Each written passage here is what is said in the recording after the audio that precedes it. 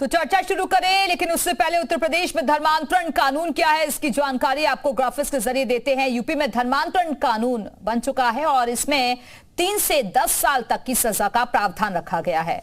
नाबालिग का धर्मांतरण करवाकर शादी करने पर 7 साल की सजा का प्रावधान है।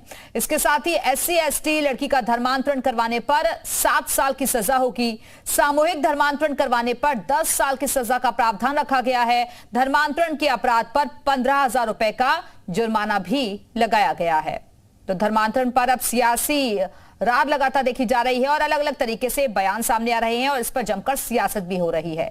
इसी मुद्दे पर चर्चा करने के लिए इस वक्त खास मेहमान भी हमारे साथ जुड़ चुके हैं, उनका तारुफ आपसे करवाते हैं। साक्षी दिवाकर जी, बीजेपी प्रवक्ता हमारे से जुड़ी हुई हैं। इसके साथ ही मलूक नागर, सांसद है बीएसपी के, वो हमारे से जुड़ गए हैं। कपिल श्रीवास्तव जी, समाजवादी पार्टी के प्रवक्ता हमारे से जुड़े हुए हैं और प्रोफेसर रविकांत, दलित चिंतक के तौर पर हमारे साथ मौजूद है। बहुत बहुत स्वागत है आप सभी का। लेकिन चर्चा की शुरुआत साक्षी जी मैं आपके साथ ही करना चाहूंगी, क्योंकि एक तरफ धर्मांतरण को लेकर आप लोग सख्ती दिखा रहे हैं, लेकिन विपक्ष को तो ये कोई मुद्दा ही नहीं लगता, और दूसरा ये कि आप लोगों ने बेवजह इस पर बवाल मचाया हुआ है। इससे राजनीतिक कट्टरता को बढ़ावा दिया जा रहा है सिर्फ और सिर्फ। देखिए, सबसे पहले तो मैं आपको बताना चाहूंगी, उत्तर प्रदेश में 3 प्रकार से राजनीति होती है। पहली जो कि आम राजनीति है, जो पहले से चलती आई है कि जनता के बीच जनता और नेता आपस में मिलते हैं, विचार विमर्श करते हैं, समस्या एक दूसरे को बताते हैं, उनका समाधान किया जाता है, जो पहले से चलती आई है। दूसरी जो राजनीति हमें देखने को मिली है, पहले भी थी लेकिन 2014 से इसका चलन ज्यादा देखने को मिला है, वो है पॉलिटिकल टूरिज्म के तौर पे।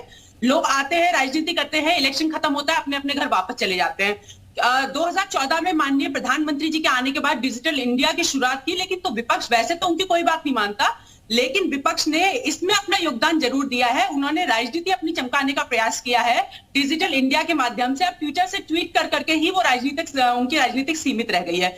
उसमें जो सबसे आगे खड़ी रहती है वो बहन मायावती जी रहती है, क्योंकि हमने देखा है कि वो कभी जनता के बीच में नजर नहीं आती है, बस ट्विटर पे ही नजर आती है।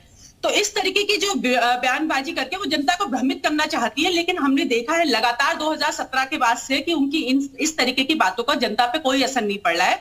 जनता जागरूक है, वो जानती है कौन उसके हक के लिए लड़ रहा है, कौन उसके हित के लिए कार्य कर रहा है। तो उसी के आधार पर मुझे लगता है कि उन्होंने एक चीज बहुत सही कही, इसमें जबरन हर चीज बुरी होती है। तो अगर जबरन कोई किसी का धर्म परिवर्तन करवाना चाहता है तो भारतीय जनता पार्टी जरूर उसमें बीच में आएगी, क्योंकि देखिए गरीबी सबसे बड़ा कारण होता है जिसके तहत ये सबको धर्म जितने भी परिवर्तन होते हैं उसमें गरीबी एक बहुत बड़ा फैक्टर है। उसी के तहत ये लोग करते हैं, चाहे वो दलित हो चाहे फिर वो मुसलमान हो। तो मुझे लगता है कि हमारी जो लड़ाई है वो गरीबी के खिलाफ है। भारतीय जनता पार्टी गरीबी ही मिटाने का प्रयास कर रही है, उसी के तहत हम कार्य कर रहे हैं और जनता को दिख रहा है कि कौन सही है, उसी के तहत वो हमें लगातार समर्थन दे रहे हैं। ठीक है, आप बनी रहिएगा साक्षी जी, वापस आती हूँ। एक रिएक्शन पहले सबसे लेते हैं। मलूक नागर जी, अब मैं आपके पास आऊंगी। क्या वाकई में आपको लगता है कि धर्मांतरण कोई मुद्दा है या नहीं है, और क्या ऐसे संवेदनशील मुद्दों पर सियासत करना ठीक है क्या?